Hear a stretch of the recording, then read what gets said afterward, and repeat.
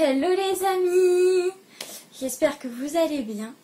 Je suis vraiment atrocement désolée pour mon absence sur YouTube. Pour ceux qui me suivent sur Instagram, vous savez que c'est à cause de Filmora qui n'a pas marché. Pour ceux qui me suivent sur YouTube, vous avez peut-être vu 5 ou 6, 7 fois une vidéo que j'ai essayé de mettre. Il n'y avait que des petits fragments que j'ai supprimés donc à chaque fois.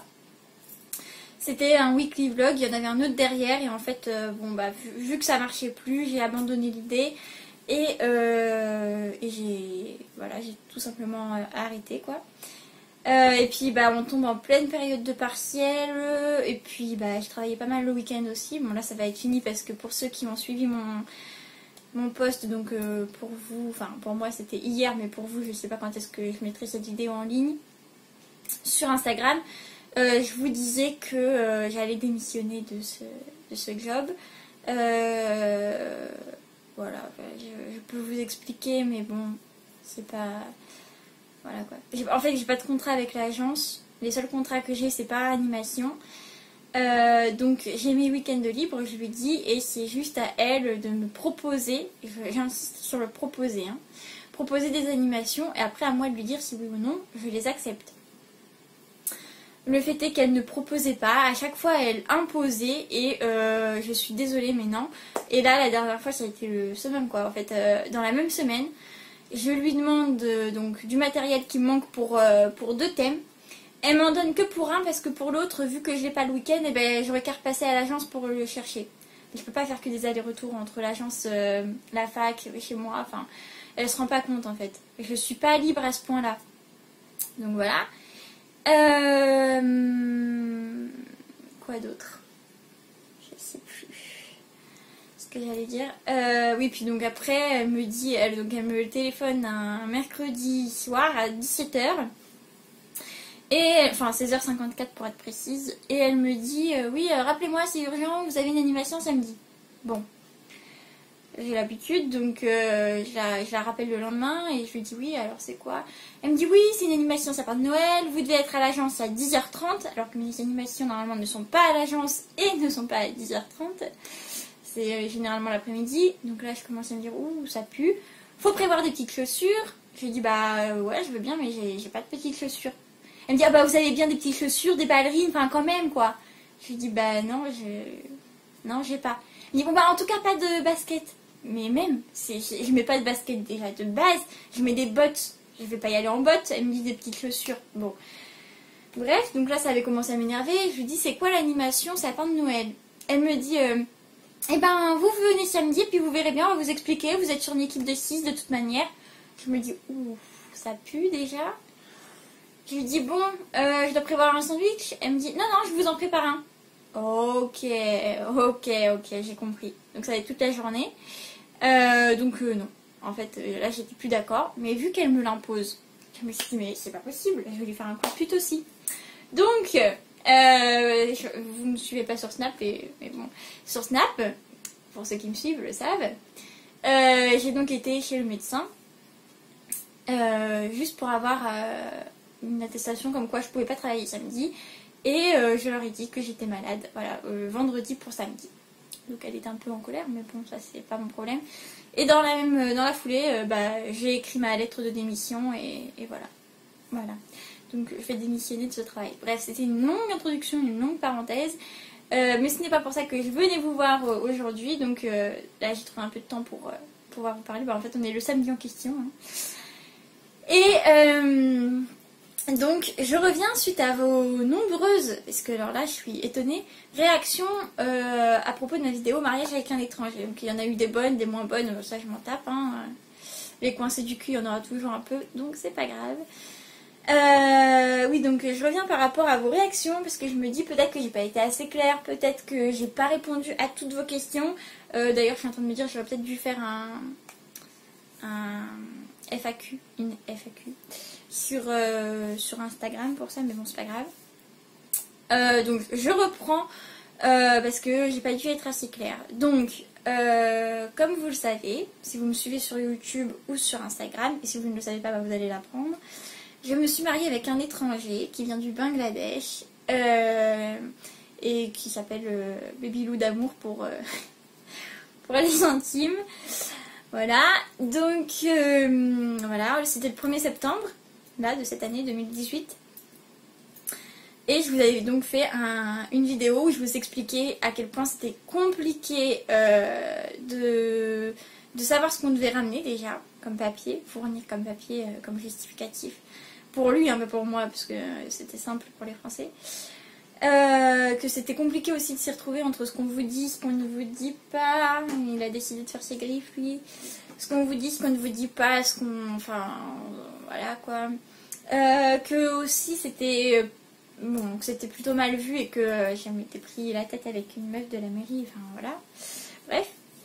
Si vous ne l'avez pas vu, je vous remets la vidéo ici.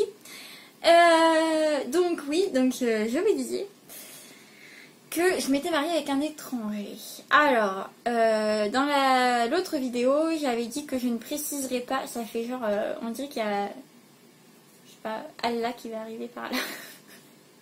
Pardon, excusez-moi, c'est pas du tout drôle, hein. C'est parce que la lumière comme ça, là, éblouissante, c'est pour les trucs divins normalement. Voilà, enfin, Allah, Jésus, qui vous voulez quoi.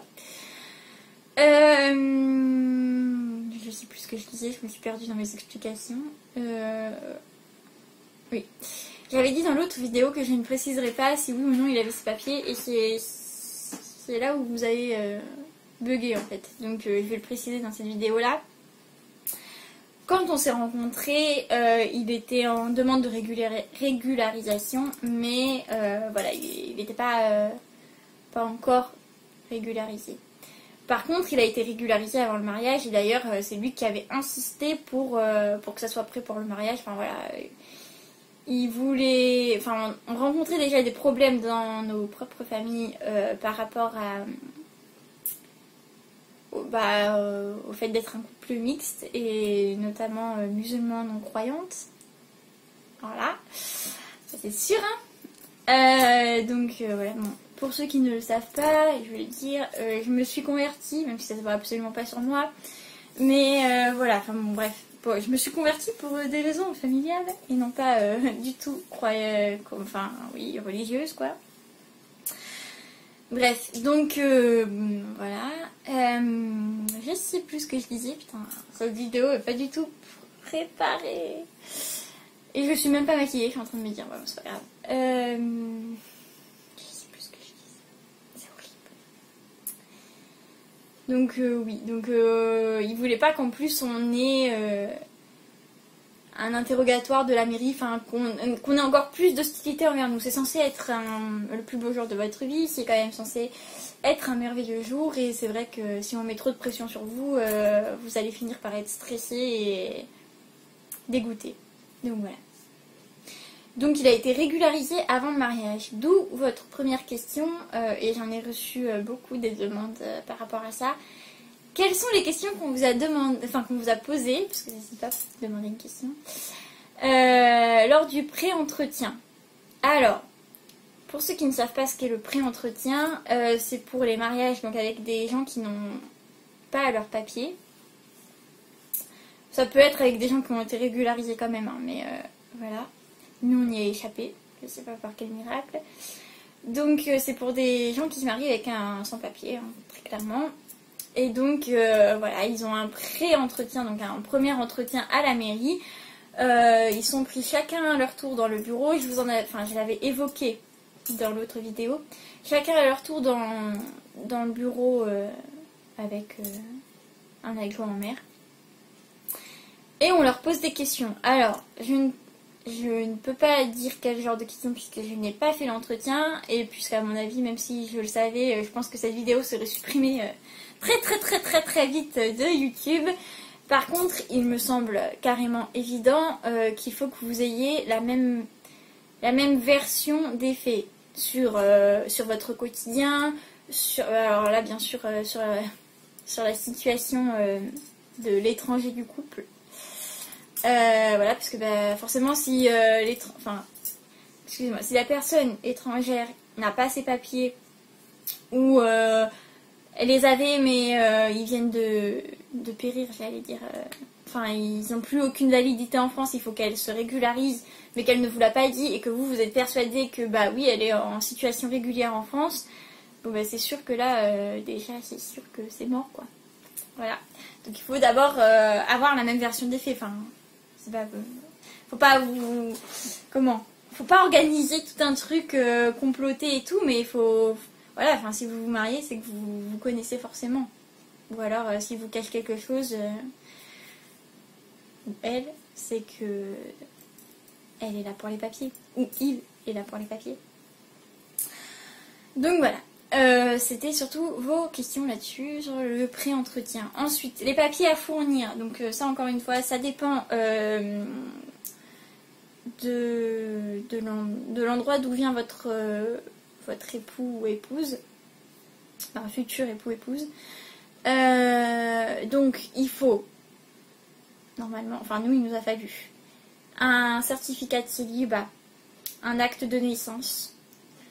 Ah, ma télé s'est éteinte. Un acte de naissance, le truc, certificat de coutume. Et voilà, c'est tout. Alors, je sais que Islam a eu, un baby loup d'amour, a eu l'acte de naissance. Donc c'est là qu'on s'était pris la tête, parce qu'elle nous maintenait que c'était 3 mois la validité en France, alors que c'est impossible. J'avais bien dit 6 mois. L'acte de naissance, il a eu un certificat matrimonial qui est la même chose que le certificat de célibat. Et il a eu les deux en fait. Allez savoir pourquoi. Et le certificat de coutume. Une fois que vous avez ça, il faut le faire traduire par un traducteur assermenté. Il faut le faire tamponner par l'ambassade du pays en France. Et je crois que... Et non, il n'y a pas un truc à faire... Non, ça me paraît... Si, il y a je crois qu'il y a un ou deux papiers à faire tamponner par le ministère ou un truc comme ça. Enfin, voilà, je suis pas la pro pour ça, mais Babylou refuse de faire de vidéos avec moi, donc voilà, faudrait lui demander à lui. Et ça prend énormément de temps, surtout que c'est ce que je vous dis aussi dans l'autre vidéo, Babylou d'amour a payé des gens pour que ça aille plus vite dans son pays, parce qu'en fait les papiers sont à délivrer par dans un tribunal en fait. Donc, déjà le tribunal il faut que ça aille vite, donc Islam a payé pour que ça aille vite, et ensuite il a payé pour que quelqu'un aille chercher les papiers, enfin soit là, parce que sa mère ne pouvait pas y aller, parce que voilà, Bangladesh, je vais pas vous faire une photo, mais il y a les gens très riches et les gens très pauvres. Le milieu, il n'y en a pas. Donc voilà.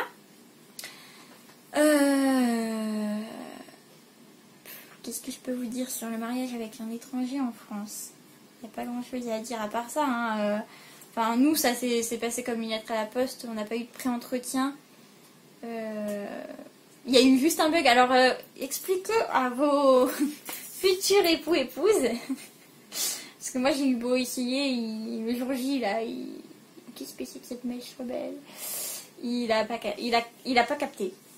Il faut leur montrer de coutumes de mariage en France, parce que c'est pas les mêmes que les leurs. Et arrivé devant monsieur le maire, j'ai cru que j'allais le tuer.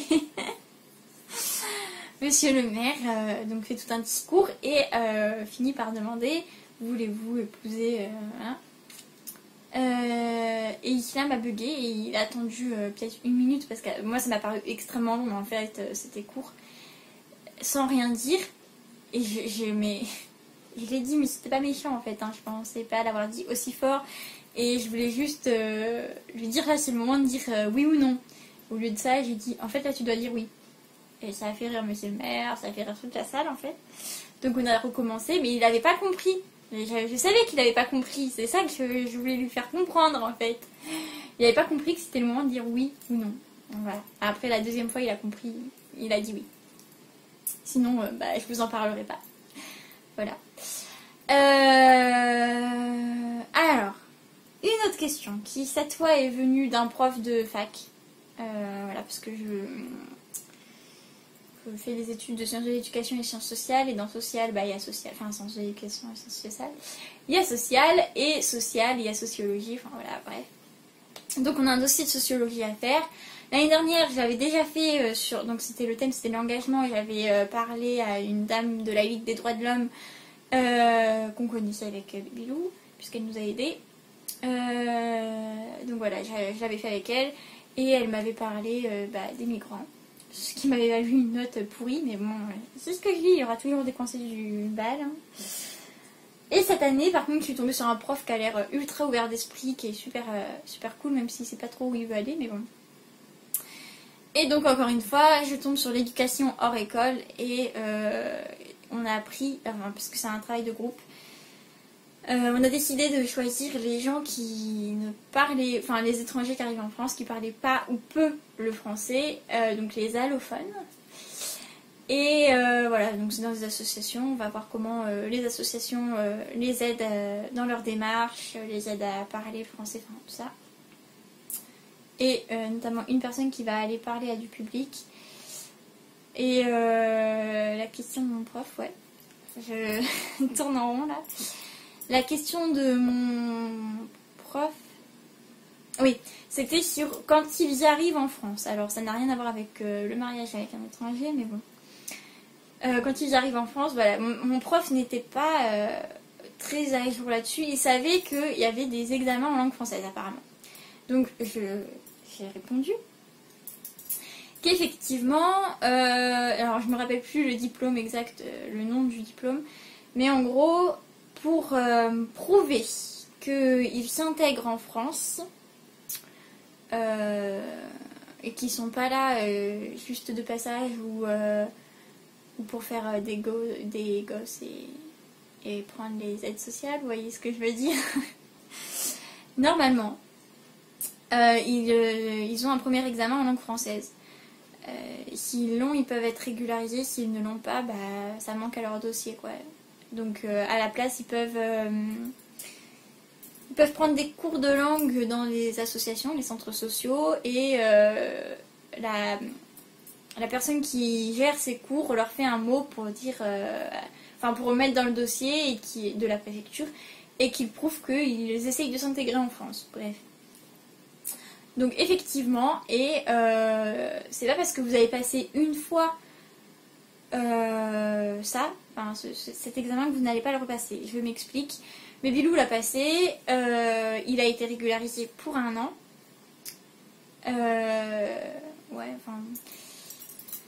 Je vous parlerai après des différents titres de séjour. Ça va être très long.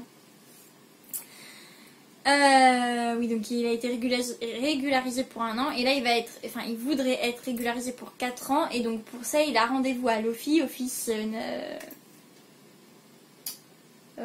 français de l'immigration, un truc comme ça. Enfin, bon. Et c'est pour repasser encore un test en langue française pour voir s'il parle bien le français, s'il s'est bien intégré.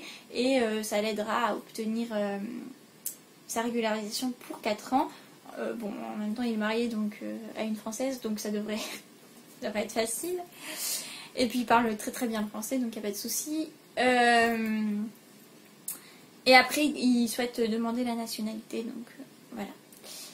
Ça c'est pour avoir le droit de vote, parce que voilà, hashtag gilet jaune. Hein, on vous soutient les gars. Je le mettrai dans les hashtags. D'habitude je mets pas les hashtags, mais là je le mettrai. Oui, donc les différents titres de séjour que vous pouvez, de séjour, ouais, on va appeler ça titre de séjour que vous pouvez demander. Il y a le titre de séjour touristique, bon là c'est pour quelques mois quoi, c'est maximum 6 mois il me semble. Il y a le titre étudiant, si vous êtes en reprise d'études, si vous êtes étudiant en France, vous pouvez demander ça, en sachant qu'il faudra le renouveler aussi tous les ans. Il y a le titre salarié, pour ça il faut avoir un travail ou une promesse d'embauche. Et pour pouvoir le renouveler, il faut avoir encore du travail. Attention, il ne faut pas avoir que du travail, il faut aussi avoir un appartement. Enfin, si vous êtes majeur, il faut avoir un appartement. Donc lui, il est hébergé chez moi, mais comme on est mariés, ça pose pas trop de problème. Mais je sais qu'il y a un de ses amis qui a eu une demande de... qui a eu un refus de demande de régularisation pour la deuxième fois. La deuxième régularisation, elle a été refusée parce qu'il était dans un truc privé pour les appartements. Et le titre vie privée et vie familiale. Donc ça, c'est celui qu'a Islam. Soit parce que vous êtes arrivé avant 16 ans en France, avant vos 16 ans en France, soit parce que vous avez eu un enfant avec une Française ou un Français, soit parce que, d'ailleurs c'est plus simple pour les gars qui ont, enfin les hommes étrangers que pour les femmes étrangères d'avoir un enfant, et parce que vous vous êtes mariés. Donc Islam c'était pour la première raison, avant ses 16 ans. Et puis donc voilà. Je sais plus trop. Après je crois qu'il faut aussi avoir un travail, je suis pas sûre. Mais de toute manière il travaille, donc voilà. Voilà. Je pense que j'ai fait le tour de la question du mariage avec un étranger. Si vous avez d'autres questions, bah écoutez, n'hésitez pas à me les mettre soit en commentaire, soit en privé sur Instagram, parce qu'évidemment je comprends que ce soit pas trop facile de parler de ce sujet ouvertement, on sait tous pourquoi. Donc mettez-les moi en commentaire ou en privé. J'y répondrai avec plaisir, et puis peut-être que ce sera l'occasion de faire une troisième vidéo avec votre FAQ. Enfin avec vos questions, donc une FAQ. Voilà, et puis bah moi je vous dis à bientôt. Je vais profiter d'avoir mon samedi pour vous filmer une autre vidéo là, à la foulée. Enfin si oui. Et puis bah je vous fais de gros bisous et je vous dis à bientôt, je l'ai déjà dit. Bisous, bisous.